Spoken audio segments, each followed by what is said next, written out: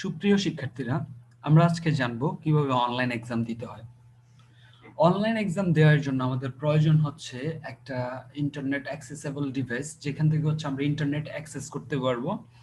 তবে আমাদেরকে একটা বিষয় খুব ভালোভাবে লক্ষ্য রাখতে হবে, আমরা এমন একটা জায়গা সিলেক্ট করে নিতে হবে যে এখান থেকে আমরা মোটামুটি ভালো একটা ইন্টারনেট স্পিড পাবো। তো আমরা অনলাইন এক্সামের জন্য আমরা ইনফরমেশন কিভাবে পাবো? আমাদের প্রতিষ্ঠান থেকে যেই গ্রুপ বা যেই গ্রুপগুলা ক্রিয়েট করা আছে, অর্থাৎ যেগুলোতে আমরা অ্যাড আছি, টিচারদের হোক বা প্রতিষ্ঠানের হোক, যাই হোক না কেন, আমাদের কাছে ওই ইনফরমেশন গুলো ওই গ্রুপগুলোর মাধ্যমে আমাদের কাছে শেয়ার করে দেওয়া হবে। তো আমরা অনলাইন এক্সাম দেওয়ার জন্য মূলত আমরা একটা লিংক পেয়ে যাব, মূলত ওই লিংক থেকে আমাদেরকে অনলাইন এক্সামটা দিতে হবে।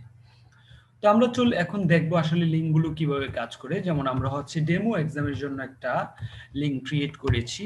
আমরা এটা যদি একটু দেখি, আমরা যখন এই এক্সামটাতে লিংকটাতে আসতেছি, এখানে আমাদের কাছে একটা ইনফরমেশন দেখাচ্ছে, যেমন ডেমো এক্সাম, এবং কি এখানে আমাদেরকে একটা নোট দেয়া আছে, অর্থাৎ আমাদের এক্সামটা কবে হবে, কোন বিষয়ের জন্য এই লিংকটি কাজ করবে, কয়টা থেকে কয়টা পর্যন্ত হবে, এবং কি আমাদের উত্তরপত্র সময় মতো সাবমিট করতে হবে। যদি সাবমিট করা না হয় তাহলে আমাদেরকে অনুপস্থিত বলে গণ্য করা হবে। এখানে আমাদের কাছে একটা নির্দেশনা দেয়া আছে। তা আমাদের পরীক্ষার সময় যখন শুরু হয়ে যাবে, অর্থাৎ আমাদের পরীক্ষার সময়টা যখন আসবে, তখন মূলত কি হবে? তখন আমরা যখন লিংকটাতে রিলোড করব, তখন এইভাবে আমাদের সামনে প্রশ্নটা চলে আসবে। আমাদের প্রশ্নতে দুইটা ধাপ থাকবে। প্রথম ধাপটা আমাদের আইডেন্টিফিকেশনের জন্য, অর্থাৎ আমরা যে পরীক্ষাটা দিচ্ছি আমি কে, ওইটার আইডেন্টিফিকেশনের জন্য মূলত আমাদের প্রথম ধাপটা। তো আমরা যদি প্রথম ধাপ দেখি, আমাদেরকে এখানে যেমন পরীক্ষার নাম দেখাচ্ছে, এবং কি আমাদের কাছে এখানে একটা নির্দেশনা থাকবে। এই নির্দেশনাতে আমাদের কি দেয়া আছে? নিম্নে দেয়া প্রত্যেকটি প্রশ্নের উত্তর দেওয়া বাধ্যতামূলক। উত্তরগুলো দেওয়ার পর পরবর্তী বা নেক্সট বাটনে ক্লিক করলে প্রশ্ন দেখতে পাওয়া যাবে। এই পরীক্ষাটি 8 মিনিট সময়ের মাঝে শেষ করতে হবে। অর্থাৎ আমাদের কাছে এখানে একটা নির্দেশনা দেয়া আছে। এখানে যদি আমরা একটু লক্ষ্য করি, আমাদের প্রত্যেকটা প্রশ্নের সাথে স্টার মার্ক করা আছে।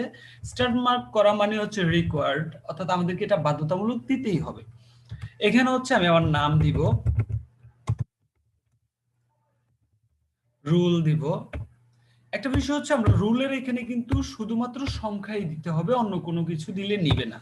এরপর আমাদের সেকশন দিব, এরপর আমাদের গ্রুপ দিব, দিয়ে আমরা নেক্সট বাটনটাতে ক্লিক করব। নেক্সট বাটনে ক্লিক করার পরে এখন আমাদের প্রশ্নগুলো দেখাচ্ছে, এবং কি আমাদের এখানে পরীক্ষার নামটা দেখাচ্ছে, কোন পরীক্ষা ওইটা দেখাচ্ছে, এবং কি আমাদের কাছে এখানে কিছু নির্দেশনা থাকতে পারে যে আমাদের পরীক্ষাটা কত মার্কসের বা কত সময়ের ভিতরে শেষ করতে হবে।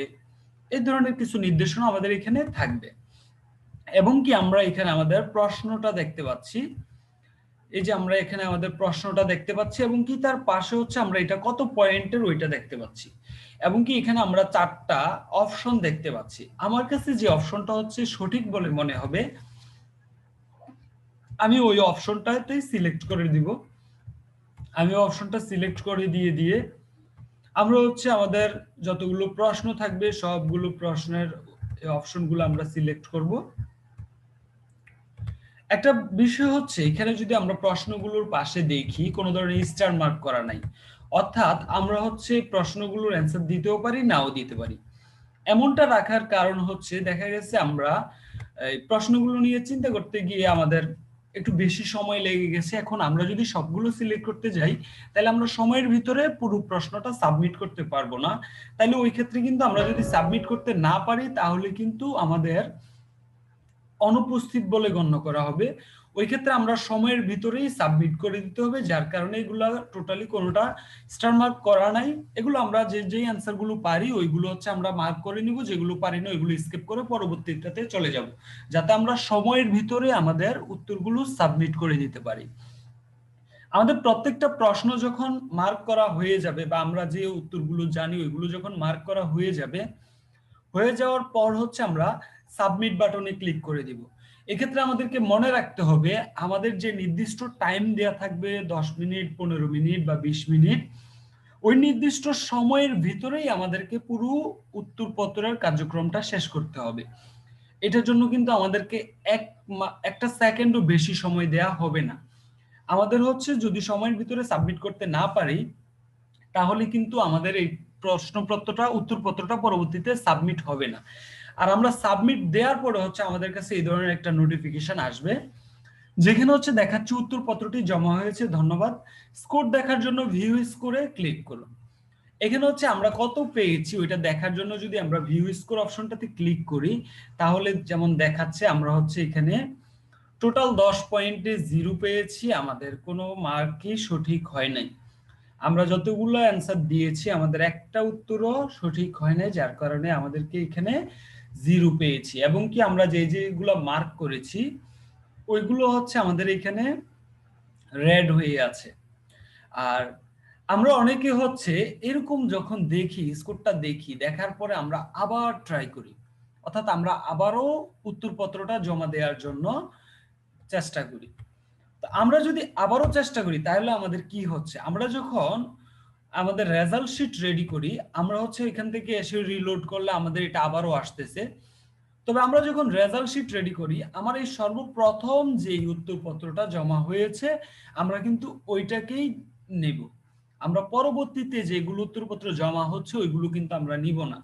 তো আমরা এখানে উত্তরপত্র যেগুলো জমা হয়, কত তারিখ, কতটা সময়, কত সেকেন্ডে জমা হয়েছে, আমাদের কাছে সকল কিছু রেকর্ড থাকে।